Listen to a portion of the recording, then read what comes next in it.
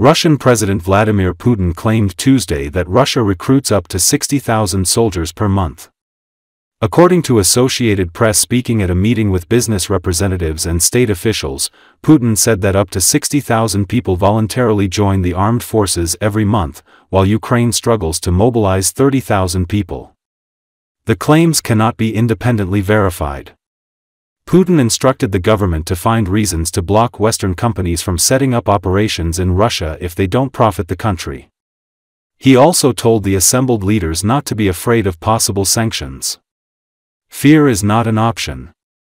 Whoever starts to panic will immediately lose everything, he said.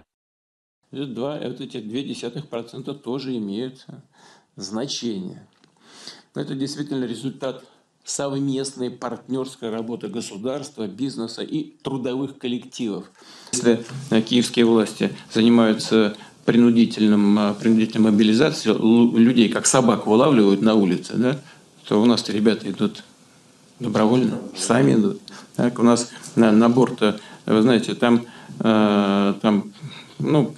30 тысяч они сейчас вылавливают человек, да? А у нас по 50, по 60 тысяч в месяц сами приходят, ребята. Из ваших трудовых коллективов в том числе. Бизнеса и историю успеха экономики России. Нет, вот этого точно недостаточно. И мы не должны... Они сейчас извиняют. Невыгодно. Надо найти 1000 причин, почему ее здесь не должно быть той или другой компании. И среди этих 1000 причин, значит, 999 будет точно соответствовать требованиям ВТО, уверяю вас. Да. А по одной будем спорить в судах. Лет 15, как минимум. В виду, что могут сделать то вот, о чем говорят публично. И мы, конечно, нас не запугать там этими новыми возможными санкциями. Пугаться нельзя. Кто начинает пугаться, тот сразу все проиграет. Но понимать, что может происходить, обязательно нужно. И надо быть готовыми вот, к любым действиям наших возможных будущих недоброжелателей. Они в ущерб себе же делают многие вещи. Кажется, что не будут того-то и того-то не будут делать точно, потому что это им вредит. Но делают же придурки. Один из параметров нашей экономической самостоятельности и суверенитета. Recently, one of the most important and, in my opinion, key events of the current Russian-Ukrainian war took place. Russian leader Putin rejected a very serious peace initiative from the West and announced that he had decided to continue the war against Ukraine and reject peace proposals. Ukrainian military expert Ivan Yakovina said this. But then Russian President proposed that the Kiev authorities resume the negotiations they interrupted in 2022 without any preconditions on May the 15th in Istanbul. The peace settlement process must start with talks, which could ultimately yield some kind of new truce and a new ceasefire. Putin added, "We are set on serious negotiations with Ukraine. Their aim is to eliminate the root cause of the conflict and to achieve a long-term lasting peace for a historical perspective," the president stressed. But in reality, Putin is interested in continuing the war. You know, I am sure that after some time we will all understand that it was this decision that became fatal for Putin. And thanks to this decision, he lost the war, and most likely, thanks to this decision, he will lose his power. Ivan Yakovina confidently stated. The expert said the following about the choice without a choice that the Russian dictator found himself in. The essence of the ultimatum is this: do what we demand of you, otherwise it will be bad for you. Putin found himself in a situation where he had to choose from two kinds of bad. The first kind is quite clear for Putin. From his point of view, if he succumbs to pressure from the West and fulfills the conditions of this ultimatum, then Russia is guaranteed to lose the war.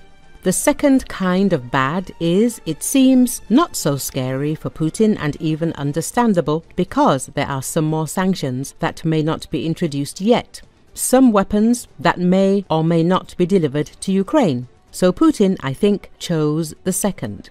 The second seemed less scary to him than the first. After this, Ivan Yakovina spoke about the mood in the Russian army, announcing an important historical event.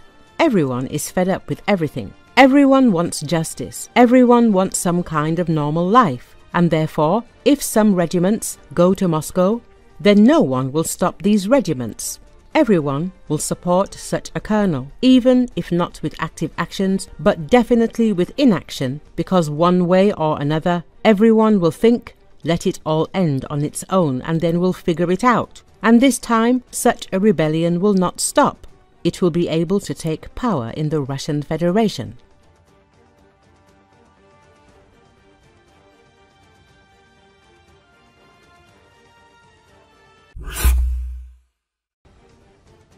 Veterans remain a thorn in the side of the Russian government. However, Russian dictator Vladimir Putin has figured out how to keep them on his side, writes the Wall Street Journal. The publication cited the example of Russian Major Amir Argamkov, who served in Syria, led a battle in Ukraine, and took part in military parades in Moscow on May the 9th, 3 times. Now he is building a career in politics. The journalists added that when Putin's close ally Viktor Tomenko became governor of Argamakov's native Altai region, he asked to take the veteran under his wing and appointed him a senator from the Republic. After that, Argamakov swapped his military uniform for a sea green suit and became a regular at parliamentary sessions in Moscow.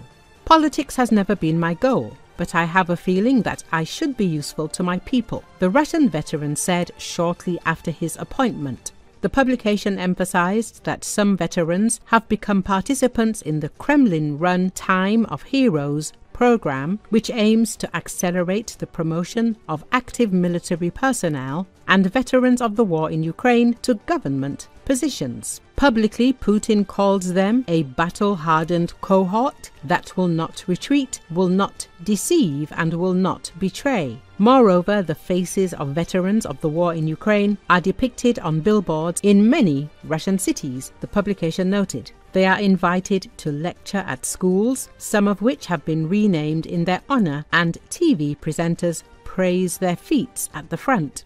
The publication believes that Putin has learned lessons from the history of the USSR.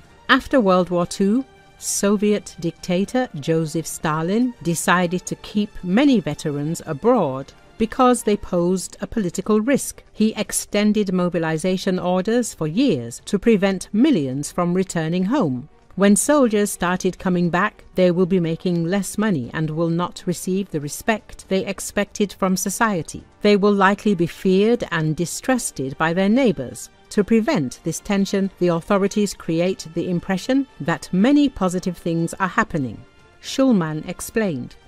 Earlier, Verstka found out that from 2022 to 2024, at least 107 people in Russia died, and about the same number were seriously injured due to crimes committed by participants in the war in Ukraine. Among them are former prisoners who were pardoned by Russian dictator Vladimir Putin for previous crimes.